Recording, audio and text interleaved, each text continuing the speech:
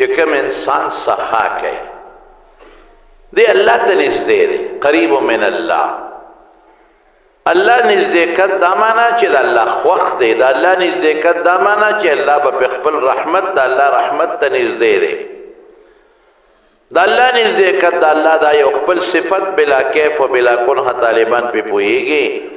دا الله ته نږدې دی، الله ته خوشحاله دی. قریب من الناس خلقو ته هم نږدې دی. داسې انسان له خلق هم ورځي، خلق ته نفرت نه کوي، د خلقو ورسره مینه وي، د خلقو محبت یې ورسره. قریب من الجنه جنت ته هم نږدې دی چې ساته وخیږي بل شی نشته، نیغ به جنت ته ځي. بعید من النار د اور نه لرې دی، ورته به نه ځي. او اور بیا که په قبر کې وي او که په آخرت کې وي د اور نه به بچي. بخیل څه دی؟ حضور پاک فرمایي دا بعید من الله، دا الله نه لرې دی، دا الله د رحمت نه لرې دی، الله ته خفه دی، الله ته خوشحاله نه دی. بعید من الناس د خلقو نه هم لرې دی. خلک وایي لرې که مړه دا څه بخیل دی، لرې که سړیا دکې خو هېڅ خیر نشته، نه د جومات او نه د مدرسې او نه د غریب او نه د مسکین هېڅ پکې نشته. په داسې کې بعید من الجنه د جنت نه لرې دی. که دی مسلمانی او بخیلی نو جنت ته به ځي، خو ډېر وروستو به ځي چې اور کې وډبولی شي. او که دی منافقي کافري خبره خلاصه ده. او قریب من النار اور ته نږدې دی چې ساعت وخېږي نیغ به اور ته ځي. نن د تره سخا خبره کوم، بله جمعه انشاءالله د بخل درته کوم. سخاوت څه ته وایي؟ سخاوت دې ته وایي چې چاته د کوم څیز ضرورت دی اوله ورکې. ګورې سخاوت زمونږ دا طالبان وایي اعطاء ما ینبغي لمن ینبغي، چې کوم څیز چاته ضرورت دی هغه له هغه ورکې. یو انسان ته د جامو ضرورت دی، جامې وله ورکې. یو انسان ته د پیزار ضرورت دی، پیزار وله ورکې. د یو انسان د لور واده دی، هغه ته د جهیز ضرورت دی، دا وله. نغدې پیسې په ټولو کې ښه شی دی، دا له په جامې لي او که پیزاره لي او که لور له پیرسا لي. یو انسان ته د پوهې ضرورت دی او ته په دین پوهې کې دا هم سخا دی. یو انسان ناپوهه دی او ته وایې راشه زه دې پوهوم، دا هم سخا ده.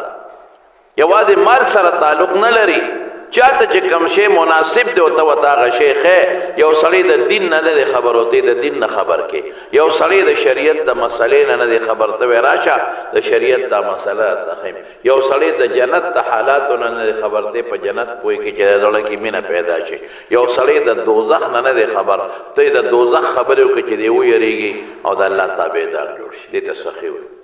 سړی ته ضرورت دی د مال نه ورکې، دا هم بخیل شو. یو سړی د دین پوهه حاصله یو ته ورته نه ښیې، دا هم بخیل شو. نو سخا ډېر اوچت شی دی زمانو. دا زمونږ د رسول الله صلی الله علیه وسلم صفتو او صحابو ته زده کړی دی.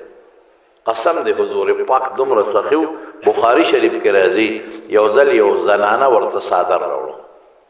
او دا هغه څادر له پولیس کې هم جوړ کړي او ښایسته ښکلې او په دې غاړو باندې ورته ګلکاري ګلونه جوړ کړي، ښایسته کړي. لکه اوس هم بعضې خلک څادر د پلو نه جوړ کړي ښکلې مزېدار ځونډې ورته موږ وایو، او د غاړو کې ورته ګلونه یې جوړ کړي او ښایسته کړي وو والله. او هغه زنانه هغه څادر راوړو رسول الله مبارک له په خپله مشره ښځه وه، وایي د الله رسوله دا مې دله په خپله دا غاړې جوړې کړي دي او دا څادر مې دله په خپله ډولې کړی دی. مې راوړو چې تا ته یې واچو، تا له یې درکړم چې ته یې واغوندې. او صحابه وي حضور پاک ورته ډېر محتاج او دغې وخت کې، ځکه د رسول الله مبارک چې خپل کم څادر عموما به یې دوه څادر یو به یې لنګ کړی و د پرتوګ په ځای او یو به یې د کمیس په ځای رضان نه تاو کړی. نو یو څادر د پیغمبر علیه السلام شلېدلې او ټوکړې ورته لګېدلې وې، نو ورته ډېر زیات محتاج او ډېر زیات ورته خوشحاله شو چې ښځه هغه څادر ورکړو ښایسته ډولې. نو رسول الله مبارک زر کور ته ننوته او هغه د لنګ په ځای چې کوم څادر و هغه یې لر کړ او دی یې واچو او بار پکې راووت. حضور پاک هم ورته خوشحاله او صحابه هم. یو صحابي ناست دی، الله رسوله وی ډېر ښکلی څادر دی ما له یې نه راکې. زر کور ته لاړ اړو غږ یې ونه کړ خپل زوړ څادر یې واپس د ځان نه تاو کړ او دی یې ونغښته راوینغښته او هغه صحابي له یې ورکوي دا واله دې ته سخا وایي دا نه چې یارورې خفه نه شي ما له خوا ښځې راوړه اوس که تاله در کوم به خفه شي دا نه چې یارورې دا خو زما ضرورت دی ورې که تاله به بل در کمه نه او هغه صحابي څه وایي ما احسنها څه ښکلی څادر دی څه مزېدار دی ما له یې راکړه نو صحابه هغه صحابي ته بیا دوه درې خبرې واورولې وایي ګوره دا دې ښه ونه کړل ما احسنته ښه دې ونه کړل تا ته ښه پته ده چې حضور پاک نه څوک شی وغواړي نو رد کوي نه او هغه ورته محتاج او څونه په مینه یې واچو څومره ښکلې ورسره ښکارېده ورته محتاج او تا ته یې وغوښته او درته پته ده چې دې شی نه رد کوي هغه صحابي وایي نه نه نه ما دې له نه دی غوښتې ما دې له غوښتلې لتکونه کفنې چې دا زما کفن شي مړ شم او دې کې ښخ شم ځکه د حضور پاک مبارک اغوستلی څادر دی نو مقصې وشو هغه صحابي چې بیا کله وفات شو نو حقه یې ځان له یې ښودی او هغه د هغه کفن وګرځېد لیکن د حضور پاک څخه ته وګورئ ابوذر وایي وی رسول الله مبارک ما ته وفرمایل ابوذره احد ته وګوره که نه احد د ښکاري وی ما وی که څه کارې دی او ما احد ته لیږي نو ما نور ته وکتل چې څونه ټیم پاتې دی چې لاړ شم وی ما ته وی ای ابوذره که د دې احد عمره سره زر ما ته میلو شي که نه نو په یو ساعت کې به خیرات کم دومره به پرېږدم چې را چاره باندې قرض دي چې قرضداري لی ورکړم دقه صحابه زده کړی د پیغمبر علیه السلام صفتونه په صحابو تقسیم دي یو صفت په یو کې دی بل په ټول کې اجمالی پراته دی خو دا سخت صفت په یو صحابي کې دی مشهور صحابي حضرت عثمان رضی الله عنه تاسو ورته څوک عثمان غني وایي وی دی مالدار او څوک ورته عثمان سخي وایي چې دی کې سخاوت ډېر زیات یقینا یو سړی د شام نه راغی د شام نه چې راغی حضرت ابوبکر صدیق رضی الله عنه زمانه بادشاہ نیک ابوبکر نه ورغه چا نه تپوسو کو بادشاہ کم ځای کینی داغه دا خیال وکړي د دې بادشاہ ته باقاعده پروتوکولي او د به باقاعده څوکیدارانی او نوکران به یو فوج او پولیس په غیر چا پیر پراتی و هغه مخامه محراب کې جنازته دا بادشاہ ابوبکر دا دی او نیک ورته راغی چې کېناست دا شامی شام ډېر لري دی ورته وی امیر المومنین اے بادشاہ ذرا غلیم د شام نه ته بادشاہ میں او مالدار میں داغه دا خیالو چې دا بادشاہان خوی مالدار واقعي زموږ د بادشاہانو ته وګوره توبه بس خدا اوګسترګي دي دا مالدار دي خو اوګسترګي دي دا درلنه بخیلان دي ظالمان دین خدی دی پیسو پس را جمع کا نو کارخانے نو زمکے مڑا نو جزونو پورے ارس واخلی زکل کل سوچ کو میں پدی پیسو دا ظالمان کیسا دمر دولت دی سر دے چې د دوی کېږي د دې د زامنو کېږي د لوڼې کېږي د نوسان وسو یې کېږي چې ښه عیش و عشرت پې کوي نو د نوسو کړوسو پورې نشي خلاصولی دا ظالمان اوسه پورې ولې دا سترګې چینګې نیولې دي دا چې ته د کړوسو د بچو دپاره هغه چا دپاره منډې وي چې نه به یې دی وویلې او نه به یې هغه وویلې د خلکو دا خیال دی چې بادشاه خو په خزانه پروت دی بادشاه خو په بیت المال پروت دی تنخواه به خډيري مال به سره خډيري نو دی ابوبکر ته سوي وی بادشاہ خلیفہ امیر المؤمنین وی مالدار او وی بادشاہ می ښا نو زه ډېر قرضدار یم د شام نه راغلیم او زه غټ تاجر هم سره کوټې سړی نومه خو په تجارت او کاروبار کې قرضدارې شوی او 3000 اشرفې را باندې پورې دي 3000 دا د اشرفې د سرو زرو 3000 اشرفې قرضداري مې نه پرېږدي اوس تا نه رالم ته د امیر المؤمنین بادشاه مالدار مې نو مهرباني وکړه مال هغه 3000 اشرفې راکړه چې قرضدارو له ورکړم حضرت ابوبکر صدیق ورته وی راځه کور ته خو دې لاول بوځه هتې مخکې شو او دا شامي سړی ورپسې شو دا شامي وایي چې کور ته ورغلو د کور دروازې مزېداره ښکلې ما وی سړی که خیري مالدار دی خو چې کور کې اواز وکړه پردو کې وردننه یې کړمه نو په کور کې دننه کټم نو بسترم نه وه د کجورې پوزکي و د کجورو په پوزکو یې کېږه هېڅ نو یو خوا ګورم کچه کوټه بل خوا ګورم کچه کوټه بل خوا ګورم کچه دالان کور کې د سترګو راښکونکې او د زړه راښکونکې هېڅ هم نشته اوهو دا څنګه باچا دی دا د په کور کې خو دننه څه نشته دی به ماله څه راکړي وی یو پوزکی راتیاد کړه چې راځه مېلمه په دې کښېنه وی کښېناستو وایه اوس څه وی ما وی زه غټ تاجر وم سوداګري مې کوله هغې کې قرضدارې شوې یم 3000 اشرفۍ را قرض دې درالم چې د مسلمانانو بادشاه له به ورشم زه مسلمان یم خپل بادشاه له به ورشم ماله به دا پیسې راکړي قرضونه به مې خلاص شي تاله راغلی هغه ورته وی چې مېلمه های های یوه میاشت وشوه چې موږ په کور کې ډوډۍ نه ده خوړلې کجوري خورو په کجورو ګزاره یو میاشت وشوه غنم خو یې څه کېده وربشو ډوډۍ هم نشته صرف په کجورو ګزاره کوو د اوبو سره څکو ما سره پیسې بلکل نشته یو کس ته تخیمه تا غم کوم غم مه کوه لاړ شی یو سړی د تخیم هغه له به ورشئ هغه ته به خپل الوی ابدله درکړي هغه څوک دی حضرت عثمان رضی الله عنه دی لاړ شه چا نه تپوس وکړه وی عثمان کوم ځای دی عثمان ابن عفان د هغه کور به راته وښیي ابدله شی درکړي ما وی ابه ما په څه پېژنې ما سره څوک ولېږه وی ته پرېږده و تا غله ورشه دربه کې وی ما وی چې زما قرض ډېر زیات دی دونه به په ناپېژنګلو کې ماله څنګه راکړي وی ما وی ستا نوم به ورته والم چې ابوبکر رالېږلی وی ګوره زما نوم پرېږده معلومات نه ورته ته به هغه ته صرف دومره ووایې چې زه د رسول الله صلی الله علیه وسلم یو امتي مو د هغه غلام او مسلمان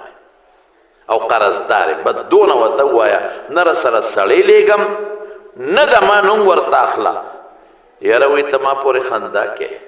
نه راسره سړی لېږي نه ستا نوم اخلم او شی دومره ډېر دی 3000 اشرفۍ دومره ډېر دي څنګه به یې راکړي هغه سره به دا وی ابوبکر راته وی چې ستا سوچ کوم ځای ودرېږي هلته د هغه څخه شروع کېږي ته چې څومره سوچونه کې ډېرې او ډېرې او ډېرې هر څومره چې کې هلته نه د هغه څخه شروع کېږي ته دا خبرې پرېږده زما دا ور ولاړ شه وی چې د حضرت عثمان رضی الله عنه تپوس مې وکړو کور راته چوخه ورغلمه دروازه مې وډبوله نو دننه حضرت عثمان لګیا د خپلو بچو سره په جګړه دی او په څه په جګړه دی بچو ته وایي چې بچې دا تاسو څه کوئ تاسو پیو کې شاته چوئ دا خو تاسو ظلم کوئ دا خو زیاتې کوئ پی هم ښه شی دی خواږه شی دی قدرتي خوږوالی پکې دی او شاتم خواږه دي بچې داسې مه کوئ د پیو سره اوس ډوډۍ وخورئ او د شاتو سره به بېګاله ډوډۍ وخورئ یا د شاتو سره اوس ډوډۍ وخورئ او د پیو سره به بېګاله ډوډۍ وخورئ نو تاسو شات په پیو کې اچوئ دا خو تاسو ګناه کوئ دا تاسو څه کوئ دا شامي وي چې دا خبرې مې واورېدې ما دې زړه کې وی چې هغه غریب ځان له په غم اخته دی هغه دومره داسې انسان دی چې هغه بچو سره په جګړه دی بچی شات په پیو کې چې دا به پې خواږه کو وبېسکو دی ورته ما چې نو ماله به 3000 اشرفۍ د کم ځای نه راکړي یاره دا امیر المؤمنین ابوبکر خو ما سره ناشنا کار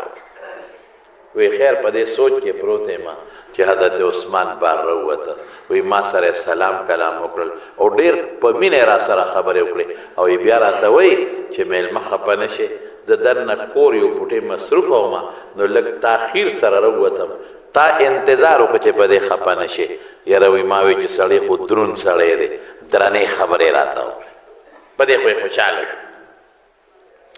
میلمه څنګه راغلی ما ورته وی حضرت دې له راغلی ما د شام نه رالم ما ته خو ابوبکر وی زما نوم به نه علم د هغه نوم ورته نه علم شام نه رالم او ډېر قرضدار یم ته راته چوخولی او په ما باندې بلا قرضونه وړېدلې دي تاله راغلی وایي زما چې دا خبره وکړه نو یو غلام ته یې آواز وکړه ای سړیه ورشه پلانکي ځای کې هغه اوښ ولاړ دی هغه شا به فورا راپاڅوه پلانکي اوښو دلته یې راوړه اوښ یې راوسته چې اوښ یې څنګه راوست په اوښ د پاسه اوس مال او دولت څیزونه پراته دي وایي ما ته وایي چې دا واله دا شی دا ونیسه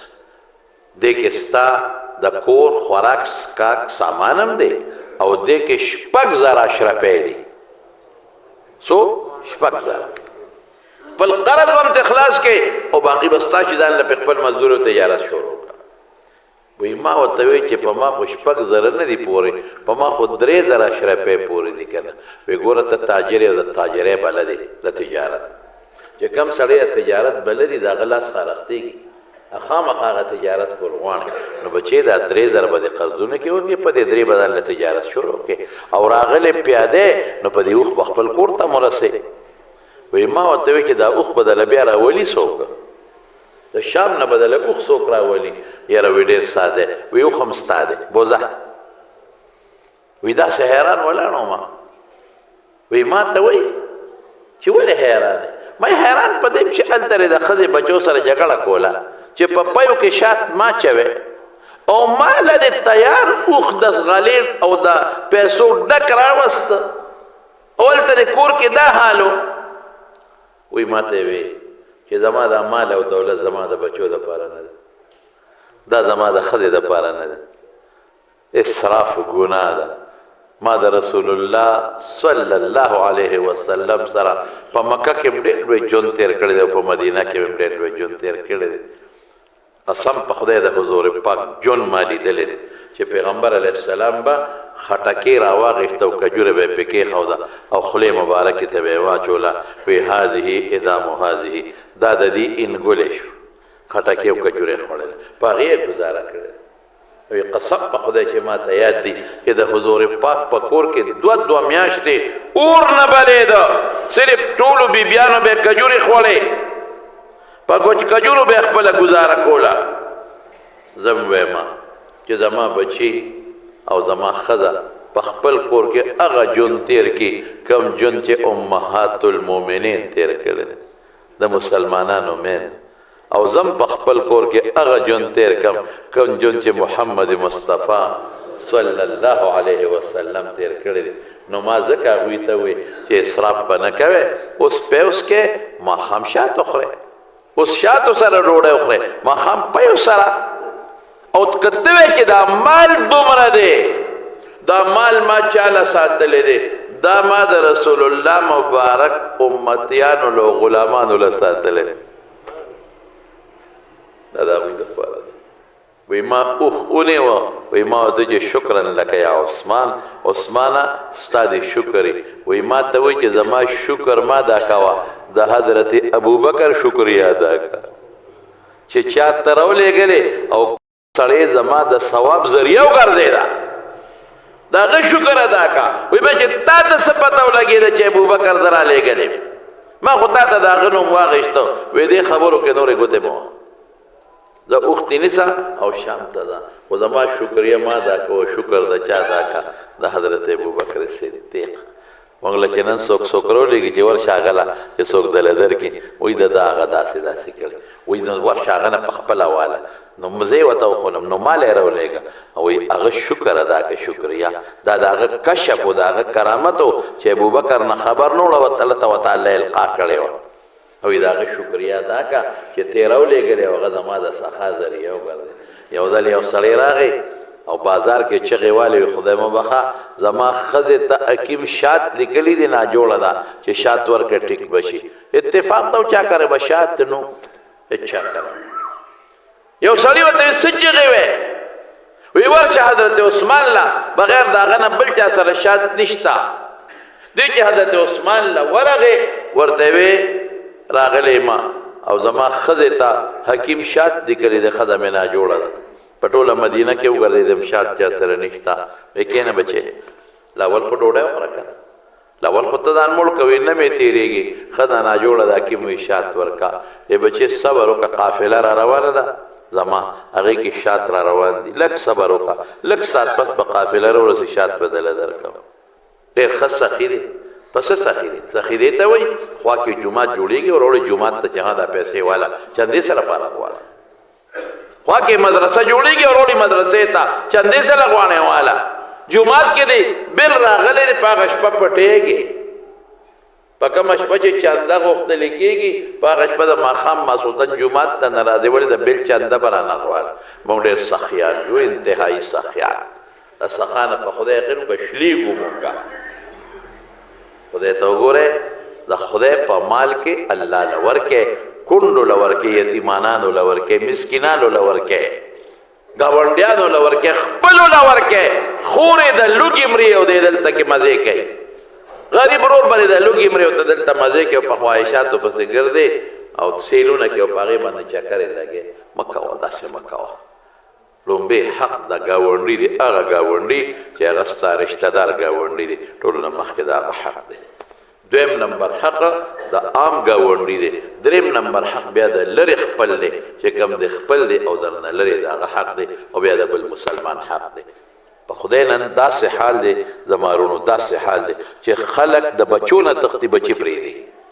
د ډوډۍ درک نه لګي ورشه کوم ځای ته خبره رسېدلې ده نن دیاړی مزدورۍ پسې خلک د پېښور په چوراهو په چوکونو کې ناست دي مزدوري ورته نه میلاوېږي نن خلک د بجلی بل نشي ورکولی د ګیس بل نشي ورکولی بلد دي غریبانان څوکي نن خلک خشاک نشي راوړی نن خلکو سره د نوړی ډوډۍ پیسې نشته وړه نشته غریبانانو سره خو هر سړی ځان پرده پوخ ګڼي څوک چاته حال نه وایي دا ګور مه کوئ ستا په دې مال کې ستا د ګاونډي حق دی ستا په دې مال کې ستا د نږدې رشته دار حق دی او په دې مه یارېږه چې دا زه ورکړم نو دا به زما مال کم شي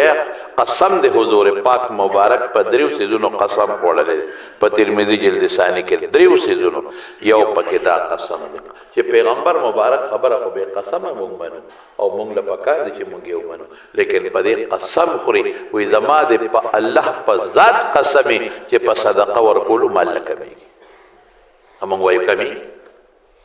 کومې ورکړه بس مال لاړ کم شو تباه شو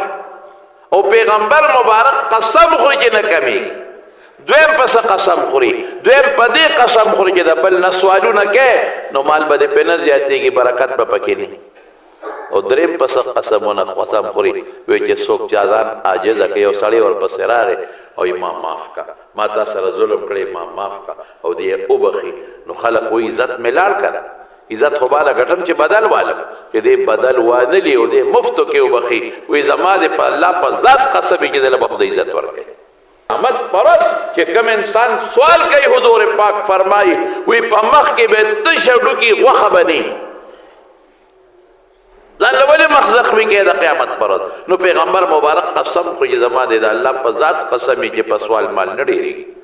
ظاهر کې به دې مال ډېرې خو سترګې به دې وږي څومره ډېرې نو هغه سپیتوب به درکوي وي سپیتوب برکت به دې په مال کې نه په بل طرف به در نوځي او یو په دې قسم خوري چې په صدقه مال نه کمیږي ګورې مال زیاتېږي یو سړی و ښځی وه دا سړی شوم او ښځی سخي وه ښځې به دې صدقه کوه هغې وي کمیږي یو ځل یې سړي ته ویې خاوند ته وي پټو ته د چکر لګو ما چې ته بوځه پټو له ښه مالدار چې د پټو کې چکر ولګو په مخ یې کړه چې بویه تلال تارټ ګرځېده دا ښځه ورله او د ارټ په کوي باندې سر ورښکته کړو د اوبو ته نیغ نیغ ګوري او دا سړی لګیا دی په پټو پولو ګرځي فصل ګوري باغونه ګوري چکرې لګوي دې ښځې ته اواز کوي راځه که نه زه دې راوستم چې پټي ته ځم چکر لګوم ته کوي کې ولاړی کوي ته مخامخ ګورې هله راځه وایي دا رالم صبر وکړه هغه ګرځي کله زمیندار سره کله مزدور سره په پټو کې ګرځي د دې ته اواز کوي ښه درځم دې ته اواز کوي دا ورته یې ښه درځم اخره کې غټ ځان ستړی که په ټولو پولو وګرځېد پټۍ یې خپل وکته فصل یې وکته ونه یې وکته چې واپس راغی وي ساره داسې دقه کوي ته ګورې نیغه کوي کې دې څه صحیح کړي دي زه دې راوستم چې پټو چکر لګو په باغونو چکر لګو نو چکر دې ونه لګو زه دې راوستم او دغه کوي ته سړی یو ناشنا شی دی کوي ته وختي راسې ولاړی مې صحیح کړی دی وایي څنګه وایي زه رالم دې کوي ته مې وکتل دا کوي د ارټ تاویږي اوبه ترې روانې دي ما یو ځای ځان ته نښې ښودې ده د اوبه کمیږي نه زه دې سوچ اخیستی م وختي داسې ما ځان ته نښه لګولې ده اوبه روانې دي بله اوبه روانې دي ټولې باړۍ پې اوبه شوې اوبه کمیږي نه کولر کې خو چې اوبه پرتې ده زه راته وایم زموږ زمانه کې کولرې دي او ته ته اوبه نو کولر کم شي منګي کې اوبې اوبه ته کمې شي هاوس کې اوبې ډیګی کې اوبه ته اوځي اوبه کمې شي زه دې ته ګورم د اوبو لاندې لوی دغه دې څه ورته وي تلاو دی دا کوي او اوبه ته اوځي کمیږي نه ما ځان ته نښه ایښودل چې اوس به کمې شي اوس به کمې شي ای قمقلې ای بېوقوفې ای قمقلې وخت یې هسې ضایع کړ دا نه کمیږي ولې نه کمیږي دا دومره اوبه چې ترې لاړې ووتې وې دې پسې شاته له نورې را روانې دي تازه اوبه را روانې دي دا زړې وځي او تازه را روانې دي لاندې چینې دي بېوقوفې دا کمیږي نه د چینو نه لاندې ورپسې نورې را روانې دي اوهو سړیا ښه دا نورې راځي او دقه چې زه تا ته یم سخا کوه لاندې د الله د طرف نه چینې را روانې دي کمیږي به نه او ته به کمې به شي دې ته اوس وګوره دیله مې راوستې دیله ما باغ کې او پټو کې غرض نو مې چې ستا د خولې نه په خپله دوځي او یقینا د رسول الله صلی الله علیه وسلم حدیث دی او دا هم د حضرت ابو هریره رضی الله عنه حدیث دی انفق د خدای په لار کې خرچه کوه اوهو ينفق عليك الله به پتا د پاسه راوری الله به دل درکوي دا به نه وي چې د عمل به کم شي چې پیغمبر په قسم خوري نو کمېدل د کم طرف ته رالل نو رسول الله مبارک فرمایي خرچه کوه نورې به راځي حضرت عمر فاروق رضی الله عنه ناست دی یو سړی راغی رسول الله مبارک نه مطالبه وکړه وی صاحب بچي مې وګدي سراکا دا هغه وخت چې حضور پاک سره اسم نو بیت المال کې مسنو ورشه ودا سے کارو کا یو دکاندار لورشه قرض سودا ته وکاو قرض بما پسې ولیکي زما په سر ته سودا قرض والا حضرت عمر ورته وی دا الله رسوله ته خو په دې مکلف نه چې د خلکو دپاره قرضونه کوي چې څه درسري خلکو له به ورکو چیني نو تا په سر به خلک قرضونه کوي دا څه کوي یقین وکړه د حضور پاک د حضرت عمر دا خبره خوښه نه شوه یو بل سړی ناستو او دوی د الله رسوله انفق خرچه کوه ولا تخش من ذي العرش اقلالا خرچه کوه د خدای د عرش والا نه یره مه کوه چې مال به کم شي خرچه کوه حضور پاک مسکې شو وی خندل وی بهذا امرتو ما ته د خدای نه دقسې حکم شوی دی چې کوه د چا په نوم د الله په نوم نو د الله د طرف نه په کموالي مه یریږه الله به دله بیا هم ډېره ډېره به درکوي نو حضرت عثمان رضی الله عنه هغه هلک ته بچې لاول وی نه مې تېرېږي وی ته ګوره د ما قافله را روانه د شات پکې دي او چې څنګه راورسي تاله به شات درکړم چې قافله څنګه راورسېده سړی راغی ولکه صبر وکړو خان لامته شوه شات ترې راوړل وی او صاحب یو اوښ باندې مې 2 ډرمه شات راوړل وی یو دله ورکړه یو ډرم غونډ دله ورکړه هغه سړی ورته وایي وی صاحب چې یو ډرم دله ورکړمه نو په اوښ یو ډرم پاتې کېږي نو بیا به دا انډې لاندې وغورځوږي وی دا بله م وله ورکړه وی صاحب اوړي به یې پسه وی اوښ هم ورکړه دې ځه اوښ دې بوځه او دا 2 ډرمه شات دي زه ځان سره بوځه مدینه منوره ته رالل په هجرت شو نو مدینه منوره کې خوږې اوبه کمې وې د یو یهودي کوي په وادي عقیق کې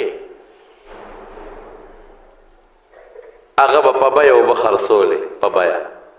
رسول الله صلی الله علیه وسلم اعلان وکړ بیرې رومه به څوک والي وای وای وای خو چې داسې والي چې د مسلمان او د ده برقه پکې یو شان ښکته کېږي مسلمان ته وبخي زه ضمانت ورکوم چې الله به جنت ورکوي حضرت عثمان هغه له ورغی هغه سړي ورته وی دا کوي دا باندې خرڅ کوي نه خرڅوم وی نیم را باندې خرڅ کا هغه ورته د نیم ډېره لویه ګټه وی دا قیمت وی دومره وی چې هغه د هغې نو مطلب یې دا و چې دی به یې وانلي حضرت عثمان رضی الله عنه ورته فورا پیسې ورېواله نیم کوی یې واخېست نیم کوی څه دی ور پکې وربندي کوله بس ټیک شو نیم زما او نیم ستا یو ورځ به زما وي یو ورځ ستا بس هغه وی ډېره ښه ده بس حضرت عثمان صاحب اعلان وکړ وی په زما په ورځ باندې خیراتي وکړئ یهودي خو به خرڅول بس خلک د یهودي په نمبر کې نه راتل ځکه د په نمبر کې ورته فری میلاویږي چې فری میلاویږي په هغه ورځ څه کوي د عثمان صاحب په نمبر کې به خلک راتل او مفتو کې به مشکونو کې وبوړلې یهودي وی دا څه په جنجال واوړېده ودې دا باقی نه ممواله وی په غریډې نالم چې په کم مې غاغشته هغه سړی پار سوچېلې غم مې خلاص کا دغه کوي حضرت عثمان په 35000 زرا درهم دینار واغش 35000 دینار کوي او هغه سره چې کم ګر چا پیر پټې د مسلمانانو ته وقف اوس هم زمارونو په مدینه منوره کې دا خبر ما تحقیق تو رسوله نو ځکه درته وایم په مدینه منوره کې اوس هم په بینک کې د حضرت عثمان رضی الله عنه په نوم اکاونټ شته اوس هم شته سرکاری حکومت د حضرت عثمان ابن عفان خلیفہ ثالث په نوم اکاونټ اوس هم کولاو کړی دی او د هغه چې کوم صدقات دي او کوم ځمکې وقف کړی وي مسلمانانو ته دا هغه ځمکو او دا هغه صدقات هغه اکاونټ ته ځي او چې نور څومره اهل خیر حضرات خیراتونه کوي حکومت په دغه اکاونټ کې جمع کوي د حضرت عثمان په نوم او بیا حکومت هغه راځي په کونډو یتیمانانو په نورو ځایونو کې لګوي یعنی د عثمان ثواب اوسه پورې روان دی چلیږي رضی الله تعالی عنه تبوک غزا کې صاحب رسول الله مبارک دشمن ډیر زیاتو مزل ډیر وګدو او د روم د بادشاہ سره جګړه وا رسول الله صلی الله علیه وسلم اعلان وکړ چې چندر راوړي یوم راوړي حضرت عمر رضی الله عنه وی ما سره په دغه وخت کې پیسې پکور کې وي نو ما دا چلو کو چې په غوټي مې نه میکړې نه مې راوړي رسول الله مبارک ته مې کېخو صاحب حضور پاک بیلا نو کدوې ما ونه ار سړی براوړي د کور وی حضرت ابوبکر ما وی چې د سره ما په نیکو کې چې د مقابله نه ده کړې ما خود دنه چې ځان نه دی مخکې کړې نن به دې مخکې کېږم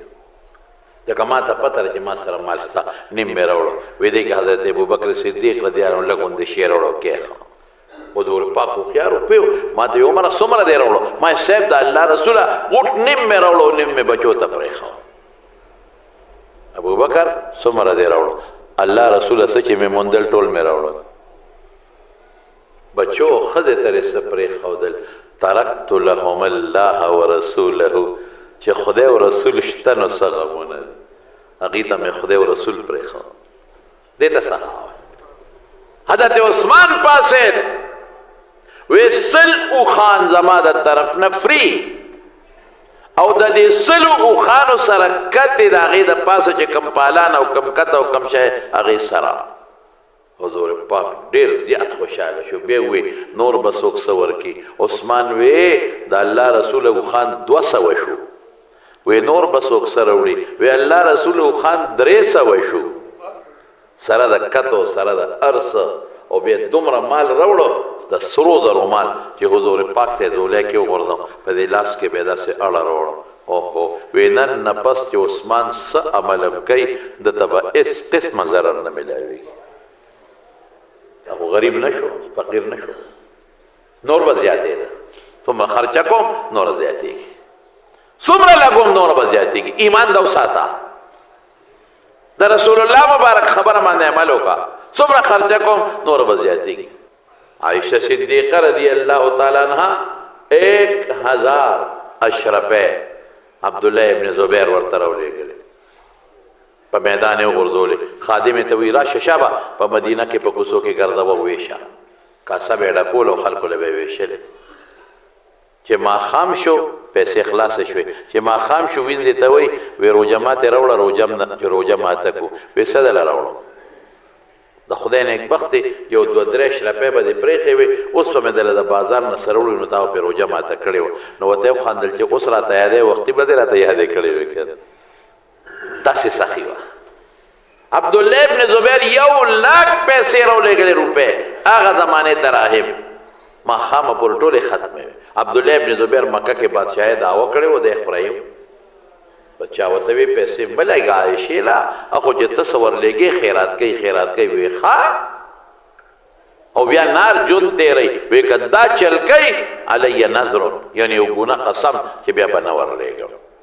عایشې ته چا ووی صدیقې ته وی هغې خو قسم هغه وخوړه چې بیا به نه لېږم وی ښه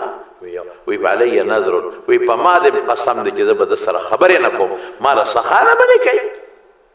د الله لار کې خیرات نه مې به نه کوي نه د سره به خبرې نه کوم زمانه اوږده شوه عبدالله ابن زبیر یې بند کړ ما سره به خبرې نه کوي ولې سخانه ما منې کوي دا خو ما د رسول الله مبارک نه زده کړی دی چې هغه کله پوه شو چې اوس خو کار نه کېږي او ترور مې ده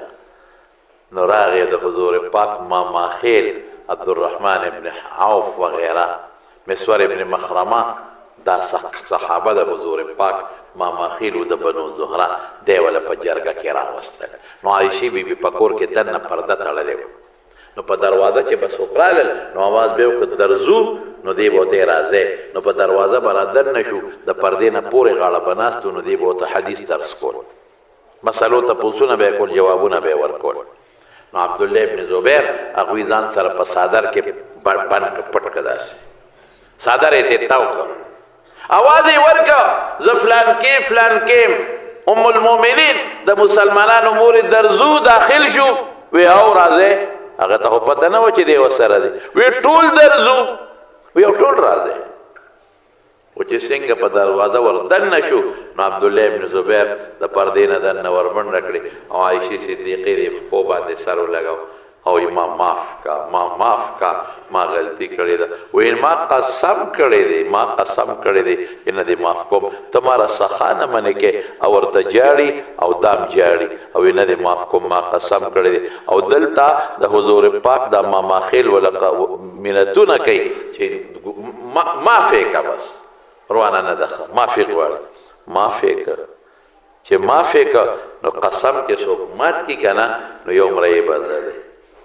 که مرۍ نی لکه دې زمانه کې اوس مرۍ نشته نو بیا به څه کوي لسو مسکینانو له جامې یا 2 وخته ډوډۍ به ورکوي که دا طاقت یې نه 3 روژې به نیسي نو عایشې صدیقې په هغه قسم کې 100 برایان آزاد کړل چې مرۍ به راته ازادو به او چې بیا به مو ته قسم یاد شو دونه به وژړل چې سترګې به د اوښکو ډکې وې لوپټه به یې لمده شوه سخا دومره او زما وروڼو پرېږدي نه الله پاک بدل نه پرېږدي د چا مونږ چې دا ورکړه کوو دا د چا په نوم ورکوو د الله په نوم بس د الله د نوم نه ارڅه قربان زما وروڼو ارڅه قربان مونږ ته چغه والی شي د الله په نوم مونږ سر ښکته کوو د الله نوم هی دا مونږ سره چې څه دي دا د الله د طرف نه دی د عزت مال دولت جامه بچی قسم په خدای د الله را طرف نه دی چې ونه غواړي سپنې چې ونه غواړي اوس پرې سترګې ړندې وي چې ونه غواړي اوس پرې خوله کږۍ پالچ به والي لاړې به ترې بېږي چې ونه غواړي اوس په دې لاسونه شلي اوس په دې خپې شلي په خدای که په دې لاس باندې خولې ته څه شی م ور دننه کړي چې ونه غواړي اوس به دنه متیازې بېږي بل به دې پاکوي دا هر څه نومیاتونه چې څومره دي ما بکم من نعمت فمن الله دا ټول د الله د طرف نه د الله د نوم نه هر څه قربان زما هر څه قربان